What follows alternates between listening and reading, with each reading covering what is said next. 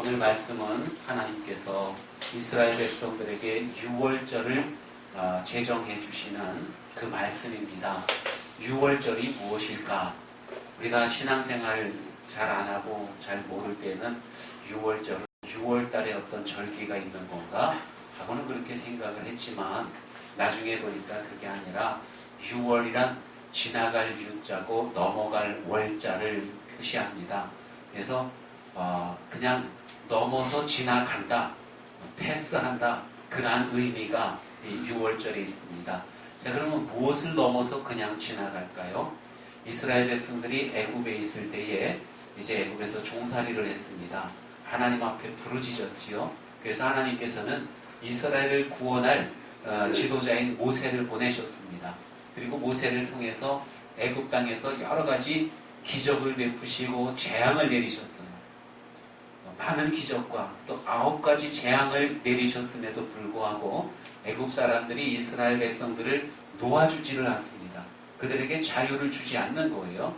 자, 마지막에 이제 하나님께서 마지막 재앙을 애굽 땅에 내리시는데 그 마지막 재앙이 여러분 잘 아시다시피 장자들, 즉 초태생들, 마지들이 다 죽임을 당하는 그러한 재앙이었습니다. 그런데 하나님께서는 이제 이스라엘 백성들의 그 집은 이 재앙을 내리는 그 피의 사자가, 죽음의 사자가 들어가지 아니하고 그냥 지나쳐서 넘어간다. 그래서 유월한다. 그 유월절이라 이렇게 이름이 지어진 것입니다. 여러분, 이 유월절은 이스라엘 백성들이 지금도 이스라엘 히브리인들은, 유대인들은 열심히 지킵니다. 왜냐하면은 자기들이 애굽 땅에서 종되어 살다가 그곳으로부터 해방되어져 나왔기 때문에 하나님께서 또한 지키라고 명하셨기 때문에 지금까지 지키고 있는 거예요. 그런데 우리 기독교에서는 유월절을 따로 지키지는 않습니다. 왜냐하면은 이 유월절이라고 하는 것이 죄로부터, 죽음으로부터, 종된 삶으로부터 우리를 구원하는 그 역사적인 사건인데, 그때에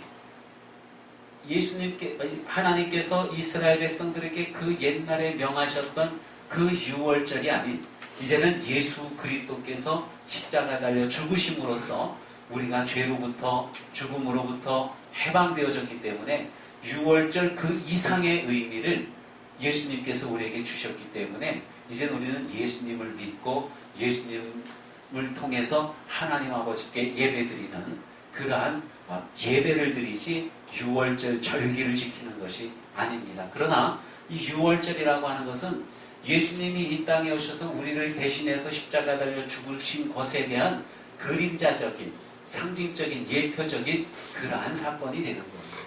그래서 유월절의 의미를 우리가 잘 알아야 되고, 그것이 예수님과 어떠한 관련이 있는가 하는 것도 우리가 잘 알아야 된다고 하는 것입니다. 자, 이스라엘 백성들이 애굽에서 종되어 있을 때 정말 거기서는 노예의 삶을 살 수밖에 없어요. 자유가 없습니다.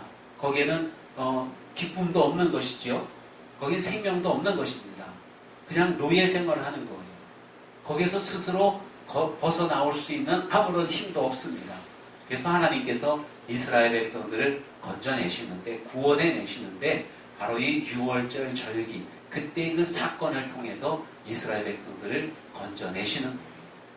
성경에 보면 유월절 이렇게 지키라고 말씀하고 있습니다. 이제 곧 하나님께서 이 애굽 땅에 큰 재앙을 내리실 거예요. 심판을 하실 것입니다. 그런데 그 심판을 면하기 위한 방법이 하나 있습니다. 그것은 다름이 아니라 오늘 성경 말씀에 나와 있는 것처럼 각 집마다 어린 양을 취하는 거예요. 가족 수대로, 가족에 맞게끔 이 어린 양을 취하는데, 그냥 딱 숫자를 맞게끔 취하는 게 아니라 넉넉하게 취하는 거예요. 그래서 넉넉하게 취했는데 가족 수가 적으면은 그 남은 것을 이웃들에게도 절하고 그렇게 말씀을 하십니다. 자, 이 어린 양을 취해서 집에서 한 5일 정도를 데리고 있습니다. 5일 정도를 데리고 있다가 하나님께서 명하신 그날, 그 6월절 날에는 그 양을 죽이라고 하는 거예요. 양을 죽여서 그것을 불에 구워가지고 그것을 먹고, 또 그 양을 죽일 때 흐른 그 피를 집의 문설주에, 여러분 문이 있으면은 문틀을 문설주라고 합니다. 이 문설주 좌우에 바르고 꼭대기에도 그 피를 바르라고 하는 거예요. 그러면은 하나님의 죽음의 사자, 심판의 사자가 이 애굽 땅을 전역을 심판하러 쫙 다닐 때에 그 피가 있는 것을 보고 아, 여기는 하나님의 백성의 집이구나. 그리고는 그 심판의 사자가 그리로 들어가지 않고 지나간다고 말씀하고 있습니다. 자, 그렇게 유월절을 지키라고 말씀하고 있는 거예요. 그러면 여러분 이 유월절이 과연 어떤 의미가 있는 것일까 하는 것을 우리가 살펴볼 필요가 있습니다. 오늘 성경 말씀에 보면 이 달을 너희에게 달의 시작 곧 해의 첫 달이 되게 하고 그렇게 말씀합니다. 그러니까 이 유월절이 있는 달이 니산월이라고 해요. 니산월. 이 성경 공부하다 보면은 가끔 배우게 되는 달입니다. 니산월. 우리 지금 이 양력으로 따지면은 3월쯤 되는데 당시에 이 히브리인들이 니산월이라고 하는 그 달을 이렇게 불렀어요. 이 니산월을 그 해의 첫 달로 삼으라는 거예요. 그러니까 정월로 삼으라는 것입니다. 1월 달로. 그러니까 왜 하나님께서 그렇게 삼으라고 말씀하시냐면 이제부터 너희의 삶이 새롭게 시작되어진다는 의미가 있는 것입니다. 이스라엘 백성들이 애국으로부터 해방되어져 나옴으로써 새 삶이 시작되는 거예요. 여러분 우리의 새 삶은 언제 시작이 됩니까?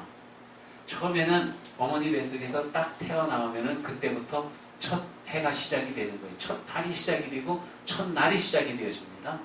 자, 그런데 한번 그렇게 태어나지만 우리 예수님을 믿는 사람들은요, 언제가 새 삶의 시작이 됩니까? 예수 그리스도를 나의 주님으로 고백하고 거듭나면 그때에 우리의 진정한 새 삶이 시작되는 줄로 믿습니다. 하나님의 자녀로서의 새 삶이 시작되는 거예요. 하나님의 백성으로서의 새 삶이 시작되어지는 겁니다. 그래서 예수님을 믿고 구원받은 그때가 정말로 중요한 것이죠. 자, 이 니산월을 그 해의 첫 달로 삼으라. 역사의 시작으로 삼으라고 주님이 말씀하고 있는 것입니다. 그리고는 이제 양을 잡으라고 말씀하고 있는데요. 여러분, 하나님께서 우리를 구원하실 때 그 구원의 능력이 어느 정도가 될까요? 그냥 우리를 딱 구원할 만큼만 가지고 계실까요? 아니면은 구원의 능력이 더 크고 차고 넘칠까요? 더 크고 차고 넘친 줄로 믿으시기 바랍니다. 우리를 죄에서부터 넉넉하게 구원하시는 그 하나님이시라는 거예요. 오늘 성경 말씀에 보면은 각 집마다 양을 잡되 그 양이 가족 수보다 많으면 하고 말씀합니다. 모자르면이 아니에요. 혹은 뭐 양을 잡았는데 가족 수가 양보다 많으면이 아니라 양을 잡았는데 그 양이 가족 수보다 많으면 이것은 하나님께서 우리에게 넉넉하게 베풀어 주신 은혜를 표현하고 있는 것입니다. 우리 하나님의 구원하시는 능력은 넉넉하신 줄로 믿습니다. 내 죄가 너무 커가지고요 도저히 하나님으로 감당이 안 될 거예요. 그런 말은 없는 거예요. 아무리 우리가 크고 흉악하고 깊고 짙은그러한 죄악 가운데 있다 할지라도 하나님께서 우리를 넉넉히 구원해 주시는 그 하나님이신 줄 믿습니다. 우리를 구원하실 뿐만이 아니라 내게 구원의 은혜가 넘치게 되면은요, 이것을 어떻게 합니까? 이웃들에게 가서도 전하는 거예요. 그럼 이웃도 구원하십니다. 또 그 사람이 또 전하면 또 이웃도 구원하는 거예요. 여러분, 여기에 전도의 의미가 있는 것입니다. 하나님께서 우리를 구원하시고 그 구원하신 그 은혜가 너무나도 크다는 거죠. 이것을 세상에 전하는 것이 바로 우리가 해야 될 일이라고 말씀하고 있는 것입니다. 자, 그런가 하면은요, 하나님께서 우리를 구원하시는데 그 구원의 은총은요, 값없이 주시는 그 구원의 은총이라는 거예요. 값없이. 어떤 값을 받고 주시는 게 아니라 공짜로 우리에게 주시는 거예요. 왜 공짜로 주십니까? 하나님께서 이미 값을 다 치르셨다고 하는 것이죠. 여러분, 예수님께서 이 십자가 달려 죽으실 때에 예수님 좌편에 우편에 누가 달려 있습니까? 강도 둘이 달려 있었어요.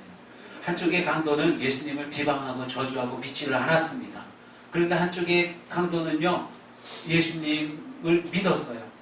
그가 옛날부터 믿은 게 아니라 십자가 달려 죽으면서 아마도 달려 계시는 옆에 있는 분을 보니까 저분은 죄가 없으신 분이고 저분은 보니까 주님이신 거예요. 저분은 나를 구원하실 충분한 능력이 있으신 분인 거예요. 성령이 그 마음을 이 강도에게 주신 겁니다.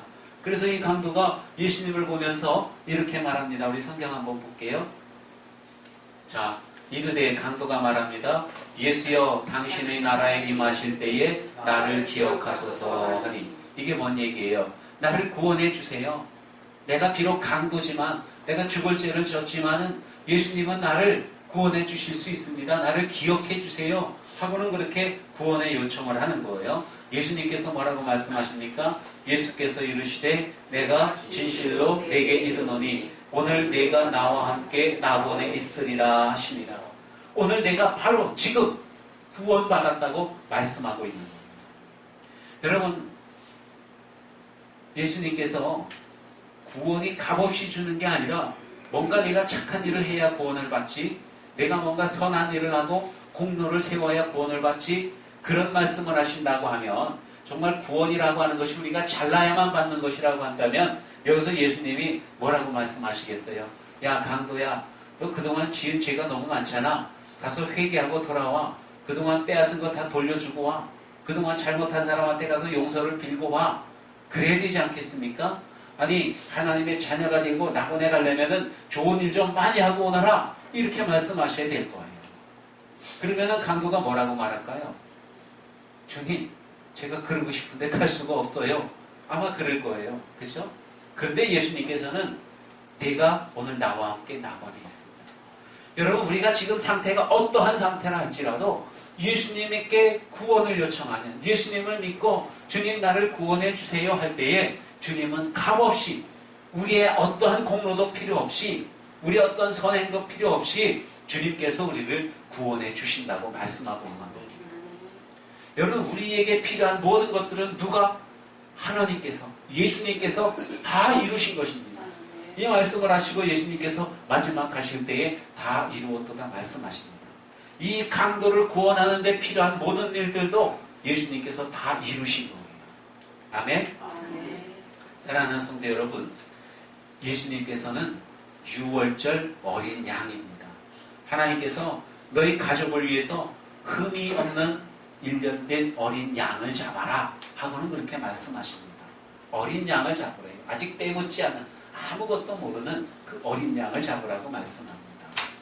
또 그 양은 흠이 없어야 돼요.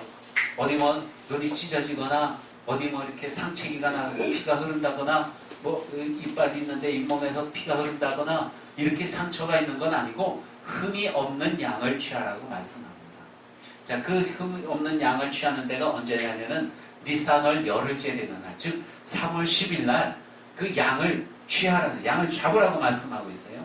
여기서 이 양을 잡으라는 것은 양을 죽이라는 말이 아니라 양 우리에 가서 그러한 양들을 골라 가지고 와라, 너희 집으로 데리고 와라 하는 그 말씀을 하고 있는 것입니다. 자, 가족 수대로 양 우리로 갑니다. 가서 가족 수대로 양을 잡아가지고 와요. 5명이면 5마리 잡아가지고 옵니다. 우리 식구들이 먹을 만큼 잡아가지고 옵니다. 그리고는 이 양을 어떻게 하냐면은 집에서 5일 동안 같이 지내는 거예요. 여러분, 어린 양 보신 적 있어요? 양 새끼 보신 적 있습니까? 양은 우리나라에 흔하지는 않아서 염소 새끼는 보신 적이 있죠. 많은 게 콩콩콩 뛰어다니고 그럽니다. 이 염소는 좀 많이 뛰어다니기도 하고 좀 성질이 좀 활달하고 그래요. 사람 곁에 잘 안 오기도 합니다. 근데 양은 그렇지가 않아요. 양은 사람 곁에 정말 잘 옵니다. 그리고 안기기도 좋아하고, 이 유대인의 가정에 보면은 이 6월절을 지키기 위해서 어린 양을 정말로 데리고 와요. 그러면은 그 양이 집안에서 지냈는데 완전히 가족이에요. 가족. 어린아이와 같아요. 아이들하고 뒹굴기도 하고 같이 먹기도 하고 같이 잠도 자고 하고 그럽니다. 얼마나 귀엽고 사랑스러운지 몰라요. 5일 동안을 이 양과 함께 아이들이 같이 지내는 거예요. 그 5일 지내면서 이 양에게 어떤 결함이 있는지 흠이 있는지 다 보일 것 아니겠습니까? 그런 양은 안 되는 거죠. 6월절 양으로.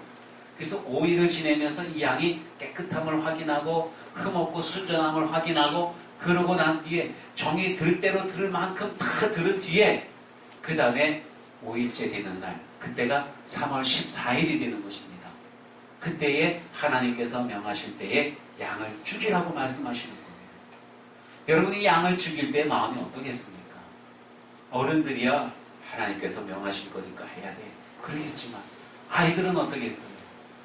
같이 뒤굴고 같이 먹고 그랬던 양을 죽인다고 그러면 아마 아이들의 마음이 찢어질 거예요. 그 마음이 곧 하나님 아버지의 마음이신 것입니다. 얼마나 아프실까 아버지의 마음을. 예? 독생자이신 예수 그리스도를 십자가 달려 죽게 할 때에 아버지 하나님의 마음이 얼마나 아프시겠습니까? 예수님께서 흠이 없는 어린 양인 줄로 믿으시기 바랍니다. 예수님이 예루살렘으로 가셨어요. 십자가 달려 죽기 전에 한 일주일 전쯤에 가셨습니다. 그러니까 아마도 5일 정도를 성전 근처에서 지내신 것 같아요. 5일 정도를 지내면서 이스라엘 백성들 그 예루살렘 성전에 모인 사람들에게 말씀을 가르치고 병든 자들을 고쳐주시고 죄 있는 자 용서해 주시고 이 백성들과 함께 지내셨습니다. 함께 지내는 동안에요.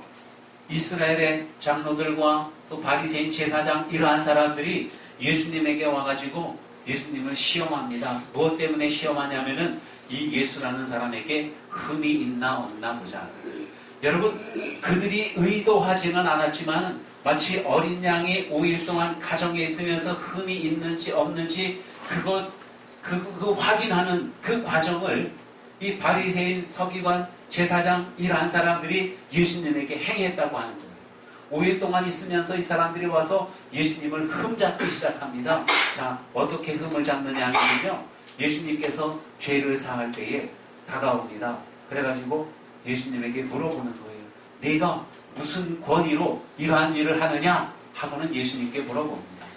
예수님께서 하나님의 권위다 아니면 인간의 권위다 마귀의 권위다 뭔가 말을 하면은 그걸 트집을 잡으려고 그러는 거예요. 흠을 잡으려고 그러는 거예요. 무슨 권세로 이러한 일을 하느냐 하고 물어볼 때에 여러분 흠이 없으신 예수님께서 이렇게 그들에게 반문을 하십니다. 내가 너희에게 먼저 물어보겠다. 요한의 세례가 하늘로부터 온 것이냐 아니면 사람에게서 난 것이냐. 즉 세례 요한이 사람들에게 세례를 베풀 때에 하나님의 뜻에 따라서 한 것이냐 아니면 요한이 자의적으로 한 것이냐 하고는 물어보는 거예요. 그러니까 이 제사장, 장로, 서기관, 바리새인 이러한 사람들이 모여듭니다. 모여가지고 자기들끼리 의논을 하는 거예요. 수근수근 하면서 이거 뭐라고 대답을 해야 되지? 요한의 세례가 하늘에서 온 거라고 말하면은 왜 요한을 죽게 내버려뒀느냐? 요한이 증거한 말들을 왜 믿지 않느냐? 이렇게 따져보를 것이고, 요한의 세례가 사람에게서 난 거라고 하면은 모든 이스라엘 백성들이 요한을 선지자로 하는데 그러면 우리는 뭐가 되는 거야? 그러니까 대답을 할 수가 없는 거예요. 요한의 세례가 하늘로부터 온 것이라 말할 수도 없고 사람에게서부터 난 것이라 말할 수도 없는 거예요. 그러니까 이 사람들이 예수님에게 트집 잡던 이 바리새인, 서기관, 장로, 또 제사장 이러한 사람들이 예수님에게 와갖고 우리는 알지 못하겠다, 모른다고 대답을 하는 것이요. 자, 예수님께서도 나도 너희에게 이르지 않겠다 말씀 안 하시는 거예요. 그러니까 예수님이 흠잡히지 않으셨다는 말씀입니다. 또 이러한 일이 있습니다. 마태복음 22장에 보면 사람들이 예수님을 또 걸고 넘어지기 위해서 왔어요. 그래가지고 예수님에게 물어봅니다. 예수님, 세금을 가이사에게 세금을 바치는 게 옳습니까? 안 바치는 게 낫습니까? 하고는 물어보는 거예요. 당시에 굉장히 민감한 그러한 주제였습니다. 만약에 예수님께서 가이사는 당시에 로마 황제입니다. 로마가 이스라엘을 지배하고 있었어요. 그 로마 황제에게 세금을 내야 된다고 말하면 예수님이 매국노라고 그들이 매도할 거예요. 반면에 예수님께서 로마 황제에게 뭐하러 세금을 내? 하나님께만 드려. 이렇게 말했다고 한다면 그들은 로마 군인들에게 가서 예수라고 하는 사람이 로마의 세금을 내지 말라고 합니다. 이렇게 일러가지고 또 예수님에게 죄를 뒤집어 씌우려고 할 것입니다. 그때 예수님께서 뭐라고 말씀하시냐면 동전을 하나 가지고 오느라 동전을 가지고 왔어요. 그때 당시에 동전에는 로마 황제의 얼굴이 그려져 있습니다. 우리 동전에도 보면은 이렇게 이순신 장군 얼굴이 그려져 있고 그렇지 않습니까? 그것처럼 자, 이 화상이 누구의 화상이냐? 여기 그림이 누구 얼굴이냐? 가이사입니다. 그때 예수님께서 말씀하시기를 가이사 것은 가이사에게, 하나님 것은 하나님께 돌려라. 여러분, 이 말씀은 뭐냐면은 너희가 가이사에게 세금을 바쳐야 된다고 생각을 하면 바치고 하나님께 드려야 된다고 하면 하나님께 드려라. 하고는 말씀하시는 거예요. 정말로 예수님께서는 어떤 책 잡힘도 없으셨다는 것입니다. 이것은 곧 예수님은 아무런 흠도 없는 그러한 주님이시라는 말씀이에요. 자, 흠이 없으신 예수님, 흠이 없는 6월절 어린 양이라고 하는 것입니다. 온 인류를 죄악이라고 하는 그 애굽에서부터 건져내시기 위해서 이 세상을 심판할 때에 그 어린 양이신 예수 그리스도의 보혈의 피로 말미암아서 유월하게 죽음의 사자가, 심판의 사자가 우리를 그냥 지나가도록 그렇게 하기 위해서 잡은 그 어린 양이 바로 예수님이라고 하는 말씀입니다. 이제는 그 어린 양을 잡을 때에 여러분 하나님의 마음이 많이 아프셨습니다. 어린 양이 예수님이 피 흘림을 당하실 때에 아마도 하나님의 마음은 눈물을 흘리셨을 거예요. 그런데 그 흐르는 피를 문설주에 바르라고 주님이 말씀하십니다. 자, 문설주는 저기 문을 한번 보시기 바랍니다. 저 방에 얼굴이 누구 얼굴입니까? 보석이 얼굴이네요. 보석이 방이에요. 자, 그런데 문설주에 피를 바르라고 하는 것은 저 문틀 양쪽에 바르고 그 다음에 인방이라고 하는 것은 저 문설주 위에, 문 위를 의미합니다. 양의 피를 우슬초에다 찍어가지고 이렇게 다 바르라는 거예요. 자, 그러면 저 방 안에는 보석이가 있어요. 여러분, 보석이가 이 문설주에 바른 피를 봅니까? 안 봅니까? 안 봐요. 보석이는 안 봐요. 그럼 누가 봅니까? 지나가는 죽음의 사자가 보는 거예요. 지나가는 심판자가 보는 거예요. 하나님께서 보시는 거예요. 여러분, 양의 피를 바르라고 하는 것은 우리가 보기 위함이 아니라 하나님이 보시기 위함이에요. 저 안에 보석이가 있지만은 보석이를 보는 게 아니라 누구를 봐요? 양의 피를 봐요. 예수 그리스도를 본다고 하는 것입니다. 우리가 예수님을 믿으면 하나님께서 나 자신을 보시는 게 아니라 내 앞에 계시는 누구를? 예수님을 보신다는 거예요. 아멘. 예수님은 흠이 없으십니다. 반면에 우리는 흠이 많아요. 하나님께서 우리를 보실 때에 우리 흠이 있는 나를 보시는 게 아니라 흠이 없으신 예수님을 보시기 때문에 너는 의로운 자다 하고 이렇게 인정해 주신다는 거예요. 그리고 모든 심판을 지나가게 해 주신다고 하는 그러한 말씀입니다. 13절 말씀에 보면 그렇게 말씀하고 있습니다. 내가 애굽 땅을 칠 때에 그 피가 너희가 사는 집에 있어 너희를 위하여 표적이 될지라. 내가 피를 볼 때에 너희를 넘어가리니 재앙이 너희에게 내려 멸하지 아니하리라. 하나님께서 그 어린 양의 피를 볼 때에 우리를 그냥 넘어간다고 말씀하고 있는 거예요. 아멘. 하나님께서 보시는 것은 우리의 어떤 선행이나 우리의 어떤 정직함이나 우리의 어떤 지혜로움이나 현명함이나 부요함이나 얼굴의 아름다움이나 이런 것을 보시는 것이 아니라는 것입니다. 하나님께서 보시는 것은 우리의 대언자가 되시고 내 대신 피 흘려 죽으신 예수 그리스도를 보신다고 하는 말씀이에요. 예수님을 보시듯 저와 여러분을 보시는 그 하나님이신 줄 믿으시기 바랍니다. 양을 잡았습니다. 그 피를 발랐어요. 이제는 그 양의 고기를 먹으라고 주님이 말씀하고 있는데, 여러분, 양고기 드셔보셨습니까? 양고기 맛있습니다. 맛있어서 먹으라고 하는 말씀이 아니고요. 여기에 영적인 의미가 있다는 거예요. 이 양고기, 양은, 어린 양은 예수 그리스도를 의미합니다. 예수님께서 십자가 달려 죽으시기 전날 밤에 제자들과 함께 성찬식을 행하셨어요. 떡을 찢어주시면서 말씀하시기를 이것은 너희를 위해서 찢어지는 내 몸이다. 먹으라 말씀하셨습니다. 여러분, 이 양고기를 먹는 것은 곧 예수 그리스도를 우리가 받아들이는 것을 의미합니다. 근데 이 양고기를 물에 삶아 먹지도 말고 생으로도 먹지 말라고 말씀합니다. 오로지 어떻게 하라고요? 불에 구워서 먹으라고 말씀하고 있어요. 불에 구워서. 여러분, 불은 무엇을 상징할까요?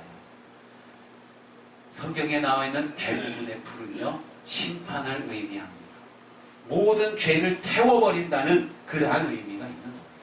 여러분, 이 어린 양, 6월절 어린 양은 죄가 있습니까? 없습니까? 죄가 없는, 흠이 없는 어린 양이에요.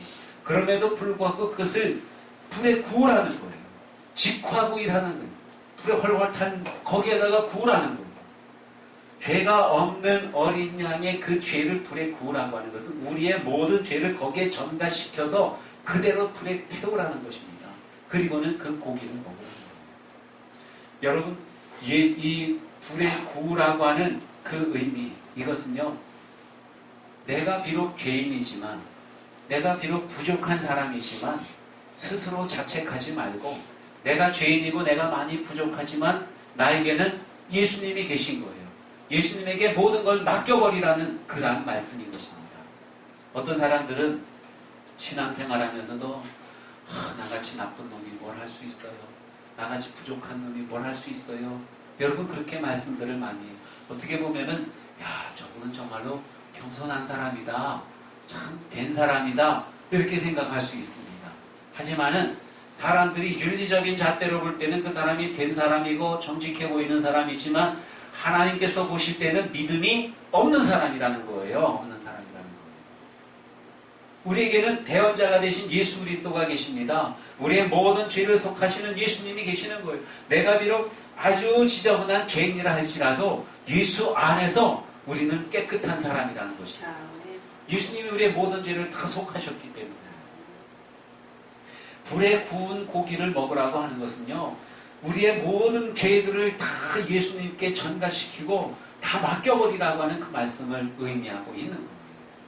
여러분, 여기서 날 것이나 삶은 것으로 먹지 말라 그랬습니다.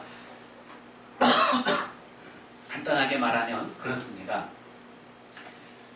불에 구운 고기는 예수님의 죽으심, 예수님의 십자가의 보혈을 의미해요. 반면에 그냥 삶은 고기, 날고기는 예수님의 가르침을 의미합니다. 성경에 보면은 예수님의 가르침이 많지 않습니까? 내 이웃을 내 몸과 같이 사랑하라, 이런 말씀도 있고요. 부모를 잘 섬겨라, 이런 말씀도 있고, 많은 그런 좋은 말씀들이 많이 있는데, 이 말씀들은 바로 삶은 고기 혹은 날 고기를 의미하고 있는 거예요. 자, 하나님께서 불에 구운 고기를 먹으라고 하는 것은 어떠한 그 가르침, 어떠한 윤리적인 그러한 요소들도 중요하긴 하지만 그것보다 더 중요한 것은 바로 예수 그리스도의 보혈이라는 거예요. 예수 그리스도의 십자가의 죽으심이라는 거예요. 여러분, 우리가 신앙생활하면서 윤리적으로 살지 못해도 어떤 지혜로운 삶을 살지 못해도 정말 중요한 것은 예수님께서 나를 위해 십자가 달려 죽으셨다는 거예요. 그것을 믿고 그 주님께 우리의 모든 것들을 맡겨드리는 거예요. 이게 가장 중요하다는 것입니다. 이게 없으면 아무리 교회를 열심히 다녀도, 아무리 성경을 많이 알아도, 아무리 윤리적으로 살아도 그것은 아무런 의미가 없다는 것입니다. 우리 장로님 아까 기도하실 때 우리 어떤 형식적인 종교의 행위들 그런 것 다 버리게 해달라고 말씀하셨어요. 그래서 기도했습니다. 바로 그거예요. 그 어떤 종교적인 의식이나 그 어떤 윤리적인 잣대나 이러한 것보다도 정말 중요한 것은 나를 위해서 어린 양이 되셔서 찢기시고 불에 구워지시고 피를 다 흘리시고 문설주에 발라지신 바로 그 예수님을 믿는 것, 여러분, 그것이 우리 신앙생활의 전부가 되어져야 되는 줄로 믿으시기 바랍니다. 그렇게 되면 그러한 사람은요, 하나님의 온전한 사람으로 거듭난 삶을 살 수 있게 되는 것입니다. 여러분, 신앙생활하면서 자책하거나 절망하거나 낙심하지 마시기 바랍니다. 예수님을 온전히 의지하시기 바랍니다. 나는 비록 약하고 나는 비록 죄인이지만 우리 예수 그리스도 안에서 나는 얼마든지 강한 사람이 될 수 있어요. 예수 그리스도 안에서 나는 의로운 사람이라고 하는 그 믿음을 여러분 꼭 가지시기 바랍니다. 하나님의 사랑하심과 하나님의 자비하심, 하나님의 은혜에 저와 여러분의 모든 것들을 맡겨드리시는 저와 여러분 다 되시기를 바랍니다. 이러한 믿음 가운데서 놀라운 치유의 역사가 나타나게 되는 겁니다. 모든 저주와 질병에서 노임을 받게 되는 줄로 믿습니다. 아멘. 여러분, 불에 구운 양을 섭취하게 되면요, 이스라엘 사람들이 힘을 얻었어요. 힘을 얻었습니다. 자, 그 이스라엘 백성들이 애굽 땅에서 종살이를 했습니다. 어떤 데는 두드려 맞기도 하고 혼단 노동에 시달리고 그랬어요. 그랬던 이스라엘 백성들이 이제 하나님의 구원하심으로 말미암아서 애굽 땅에서 나올 때에 그냥 나온 게 아니라 이웃 애굽 사람들에게 가서 금은 보화를 다 가지고 나옵니다. 그냥 다 뺏은 게 아니라 하나님께서 말씀하시기를 너희에게 가서 금은 보화를 가지고 오라고 하셨다. 애굽 사람들이 많은 재앙을 경험을 했어요. 장자들도 죽임을 당했습니다.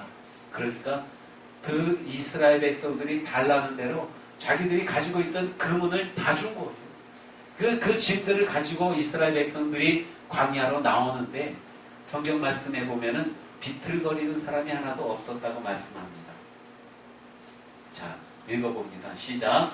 마침내 그들을 인도하여 은금을 가지고 나오게 하시니 그의 지파 중에 비틀거리는 자가 하나도 없었다.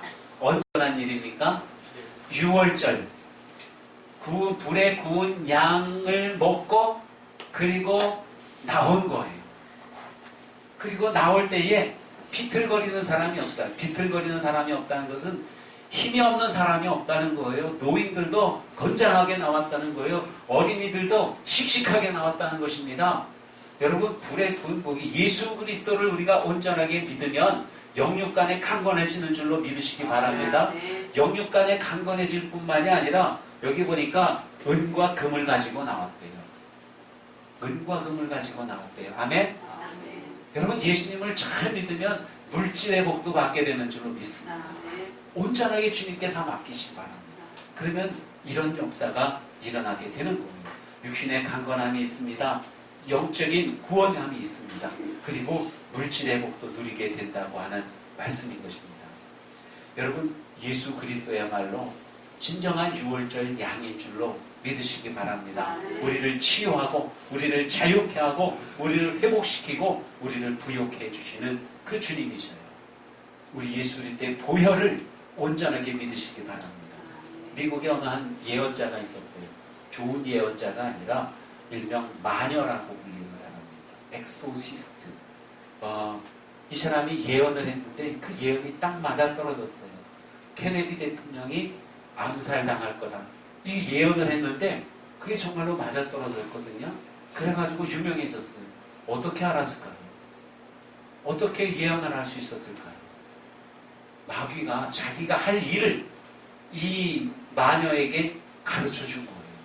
그래서 그걸 알았어요. 그런데 이 마녀가 이런 얘기를 합니다.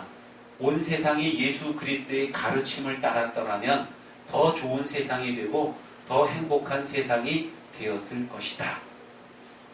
맞는 말입니까? 틀린 말입니까? 네? 맞는 말이기도 하지만은 그러나 이 맞는 말을 하면서 예수 그리스도를 폄하하는 거예요. 폄하하는 거예요. 예수님이 우리의 구주시거든요. 우리는 단순히 예수님의 어떤 가르침, 그거를 따르는 게 아니에요. 여러분, 종교라고 하는 것은 어떤 선인의 가르침을 따라가는 것이 종교예요. 불교나 유교나 이러한 모든 것들은 종교예요. 그러니까 뭐 사랑하라, 뭐 선을 베풀라, 좋은 말들이잖아요. 어떤 사람이 그것을 가르쳤어요. 제자들에게. 너무 좋은 말이니까 우리가 그것을 따라 살겠습니다. 따라 살기 위해서 노력을 하는 것이 종교예요. 지금 여기 이 마녀는요, 예수님을 어떠한 종교의 지도자로만 그렇게 여기고 있는 거예요. 그래서 예수님의 가르침을 따랐더라면 세상이 좋은 세상이 되었을 것입니다. 예수님은 가르치기 위해 오신 분이 아니라, 물론 가르치시기도 하셨습니다. 가르치기 위해 오신 분이 아니라 무엇 때문에 오셨어요? 우리를 온전하게 구원하기 위해 오셨어요. 우리를 구원하기 위해서 자기 몸을 우리의 대속물로, 어린 양으로 십자가에 달려 죽기 위해서 오신 분이 예수님인 겁니다. 우린 그것을 믿는 겁니다. 그래서 기독교는 종교가 아니라 신앙이에요. 보혈, 예수님의 보혈을 믿는 것입니다. 예수님께서 많은 것들을 가르쳐 주셨지만 여러분, 예수님이 가르쳐 주신 그 가르침을 지킬 수 있는 사람들은 누구예요? 안 믿는 사람들이 아니에요. 예수님의 보혈을 믿지 않는 사람들이 아니라 예수님의 보혈로 말미암아서 이미 구원받은 사람들이 예수님의 가르침을 온전하게 따를 수가 있게 되는 것입니다. 그게 예수님의 가르침입니다. 예수님을 믿지 않는 사람들은요, 예수님의 가르침을 그대로 따를 수가 없어요. 하나님께서 이스라엘 백성들을 구원해내시고 광야에 있을 때에 십계명을 주셨습니다. 무엇이 먼저예요? 이스라엘 백성들이 십계명을 잘 지켰기 때문에 애굽에서 건져내셨습니까? 그게 아니지요. 십계명이라고 하는 것은 하나님께서 은혜로 이스라엘 백성들을 먼저 구원해내신 다음에 그들이 광야에 있을 때에 하나님의 백성이 되었을 때에 그때 하나님께서 이스라엘 백성들에게 십계명을 주신 거예요. 즉 예수 그리스도의 보혈의 피로 말미암아서 우리가 온전히 구원받은 사람이 되었을 때에 하나님께서 우리에게 명하시는 즉 예수님의 가르침들을 우리가 온전하게 지켜 행할 수가 있다고 하는 것입니다. 그 우선과 나중의 관계를 우리가 분명히 할 수 있어야 된다는 거죠. 예수님께서 십자가를 지시고 골고다 언덕으로 올라가실 때에 예수님이 채찍에 맞으셨습니다. 올라가시기 전에도 맞으셨어요. 영화에 보면은 군인들이 가죽끈에다가 이런 쇠 날카로운 철 조각을 달아가지고 그것으로 예수님 등허리를 때립니다. 그러면은 그 철 조각이 예수님 등에 푹 박혔다가 잡아 당길 때 살점과 함께 떨어져 나오는 거예요. 그럼 이 피부가 찢기고 이 피부 속에 있는 근육이 찢기고 혈관들이 찢기고 그래서 예수님께서 십자가를 지시고 올라가시다가 쉼에 붙여서 쓰러지고 또 쓰러지는 거예요. 피가 다 흐르고 근육이 찢겨지고 그러니까 십자가를 지고 언덕길 올라가지 못하는 겁니다. 가다 쓰러지고 또 쓰러지는 거예요. 여러분 예수님께서 쓰러지실 때에 왜 쓰러지셨을까요? 우리로 하여금 예수님을 믿는 우리로 하여금 쓰러졌다가 다시 일어나게 하기 위해서 예수님이 쓰러지신 줄로 믿으시기 바랍니다. 예수님이 왜 상처를 당하셨을까요?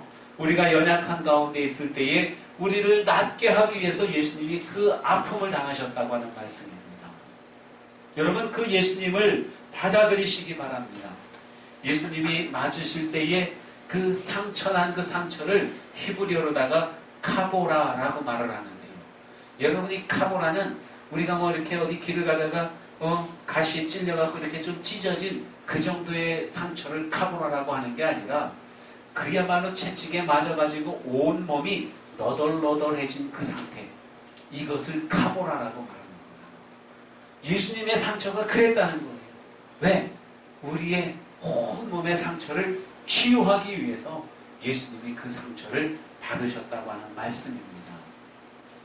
주님의 그 놀라운 치유의 역사가 저와 여러분에게 나타나시기를 축원합니다. 이제 6월절이 되면 제사장이 양을 데리고 성전으로 갑니다. 9시 되면은 성전으로 양을 데리고 가요. 그래서 이제 성전 마당에다가 이렇게 놔둡니다. 12시가 되면은 나팔이 울려요. 나팔이 6월절 나팔이 뿌 하고 울립니다. 양각 나팔이에요. 양각 나팔이라는 것은 양뿔로 만든 그러한 그 나팔입니다. 어떤 양은 뿔이 이렇게 돌아가가지고 그 나팔 자체가 이렇게 생긴 달팽이처럼 생긴 그러한 그 나팔이 있는가 하면 어떤 그 양은요 이 뿔이 여기서부터 앞으로 쭉 나간 그러한 양이 있어요. 그러한 그 양뿔은 이렇게 길이가 깁니다. 성지순례 하다 보면은 그 뿔들을 팔아요. 그때 하나 사왔어야 되는 건데, 그렇죠? 그 뿔을 거기에 나팔인데 아무것도 없습니다. 그냥 이런 관인데 이렇게 나선형으로 돼 있고 구멍이 뚫어져 있어요. 그래갖고 입으로 다 이렇게 되고 이렇게 꾹 하면은 소리가 꾹 하는 소리가 납니다. 그 양각 나팔이 울려지면은 이제 제사장이 그 날카롭게 선 칼을 가지고 어린 양을 찌르는 거예요. 찌르는 거예요. 여러분 예수님께서 십자가에 못 박힐 때가 바로 그 시간이에요. 어린 양이 제사장에 의해서 칼로 찔리는 그 순간에 예수님이 못 박히셔버린 거예요. 그리고 예수님이 못 박히시고 십자가 달리셨을 그때에 하늘이 어두워졌습니다. 여러분 예수님께서 갓난아기의 모습으로 이 땅에 오셨을 때에 성탄절 그때는요 한밤중이었거든요. 그때는 한밤중이었지만은 아기 예수님이 오신 것을 알려주기 위한 별들이 반짝였어요. 천사들이 있었습니다. 한밤중이었지만 그때는 대낮같이 밝았어요. 예수님이 오셨을 때. 그런데 예수님께서 십자가 달려 죽으실 때는요, 한낮이었어요. 정오에서 오후 3시 그 사이였는데 그때는 온 땅이 어땠대요? 어둠이었다. 시륵 같은 어둠이었다고 주님께서 말씀하고 있습니다. 예수님께서 우리를 위해서 어린 양이 되어서 찔리시고 피 흘리시고 죽으신 거예요. 죽으시면서 말씀하시기를 다 이루었도다 하고는 그렇게 말씀하고 있습니다. 여러분, 오늘 성경 말씀에 보면은 이 불에 구운 양고기를 먹을 때 어떤 모습으로 먹으라고 말씀하냐면요, 허리에 띠를 동이고 발에 신발을 신고 지팡이를 들고 그리고 급히 먹으라고 말씀하고 있습니다. 자, 이 자세가 어떤 자세일까요?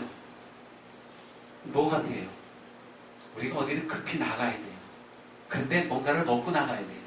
그러면 뭐 그냥 신발 신고 다 갖추고 문지방 나가면서 그러면서 막 허겁지겁 먹고 나가지 않습니까? 여러분, 이 말씀은요, 어린 양고기를 먹으면서 그 먹고 난 다음에 즉시 뭐 하라는 거예요? 실행에 옮겨야 된다는 거예요. 예수 그리스도를 믿으면서 우리가 구원받은 사람이 되었으면은 이것이 그냥 추상적인 상태로 구원받아 있는 상태로 가만히 남아있는 것이 아니라 구원받은 사람으로서의 삶을 바로 살아야 된다는 것을 주님이 말씀하고 있는 것입니다. 여러분 다 구원받으셨지요? 예수님을 믿으시지요? 아멘? 목소리가 작습니다. 여기 이사 갔어요. 큰 소리로 좀 해도 됩니다. 아멘? 아멘. 아멘 했으면 우리가 정말로 허리에 띠를 띠고 또 지팡이를 짚고 발에 신을 신고 뭔가 정말 믿음의 삶을 온전하게 살 수 있는 그런 자세가 되어져 있어야 된다는 거예요. 믿기는 믿어요. 그런데 말이지요, 제가 너무 부족해. 그게 말이 안 된다는 거예요. 그게 말이 그 온전한 믿음이 아니라고 하는 것입니다. 여러분, 우리가 믿으면은요, 믿음의 삶을 그대로 살아가야 된다는 거예요.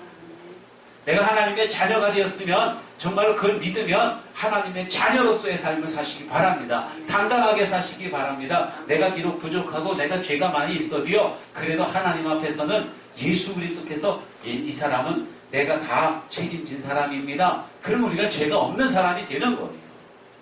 여러분, 우리가 믿으면서 믿음 생활하면서 회개 기도를 합니다. 회개 기도 해보셨죠? 권한이도 해봤죠? 석한이도. 보석이도. 주로 어떤 죄를 회개합니까? 하나님, 제가 부모님 말씀을 잘 안 들었어요. 하나님, 제가 시험 볼 때 컨닝했나? 안 했대. 그건 아니고. 하여튼 뭐 회개 기도를 해요. 구체적인 것들을 회개 기도합니다. 그런데 구체적인 것들을 회개 기도하지만은 참된 회개는 그게 아니라는 거예요. 그게 아니라는 거예요. 그럼 왜 그러한 죄들을, 크고 작은 죄들을 짓습니까? 짓는 그 근본적인 원인이 뭐예요? 내가 온전한 믿음 가운데 있지 못하기 때문에, 하나님의 은혜를 내가 온전히 믿지 못하기 때문에, 예수님의 보혈의 능력을 온전하게 믿지 못하기 때문에, 하나님의 크고 놀라우신 사랑을 온전히 믿지 못하기 때문에 내가 죄를 짓게 되는 거예요. 정말 배가 고파요. 그래갖고 남의 것 하나 슬쩍 했어요. 그 슬쩍 하는 죄를 지은 것이 뭐 때문이에요? 나에게 넉넉히 채워주시고 모든 것들을 책임져 주시는 그 하나님의 은혜, 그 권능, 그 능력을 온전하게 믿지 못하니까 이런 죄들을 짓게 되는 거예요. 아담과 하와가 여러분 왜 죄인입니까? 남의 것을 훔쳐갖고 죄인이 아니라 하나님을 온전하게 믿지 못했기 때문에 죄인이 된 겁니다. 그래서 우리가 회개할 때는요, 물론 크고 작은 그런 것들도 회개해야 되겠지만은 더 중요한 것은 내가 믿음으로 온전하게 살지 못했다는 것을 회개해야 된다는 것이죠. 정말 예수 그리스도의 보혈의 능력을 내가 온전하게 믿으면서 살도록 그렇게 해야 된다는 것입니다.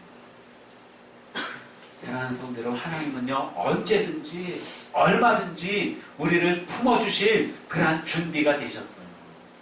내가 못났어도, 내가 부족해도, 내가 지금 죄인이어도, 내가 지금 당장 십자가에 죽어가는 강도가 되었어도요, 주님을 의지하기만 하면 주님께서 얼마든지 우리를 받아주시고 우리를 품어주시는 주님이시라는 말씀입니다. 아멘. 아멘. 어려운 상황 속에서도 나를 구원하시고 나를 온전케 해주시는 하나님을 찬양하시기를 축원합니다.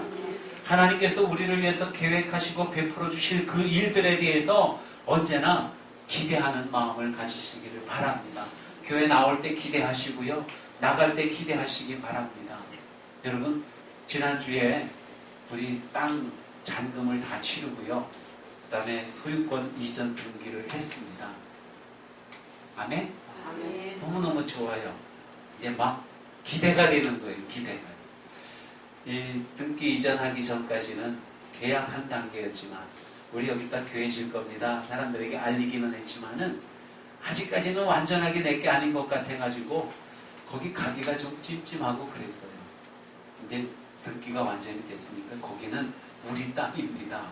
예. 거기다가 이제 아름답게 교회 지을 기대감이 막 생기는 거예요. 막. 예. 여러분, 그런 그 기대, 하나님께서 우리에게 주실 놀라운 은혜에 대한 기대하는 마음을 여러분 가지시기를 바랍니다. 하나님이 내 병을 정말 감쪽같이 고쳐주실 거야. 여러분 기대하시기 바랍니다. 하나님께서 내 지갑을 두둑하게 해주실 거야. 기대하시기 바랍니다. 하나님이 우리 자녀들을 정말로 형통하게 복되게 세상에 우뚝 서게 해주실 거야. 기대하시기를 바랍니다.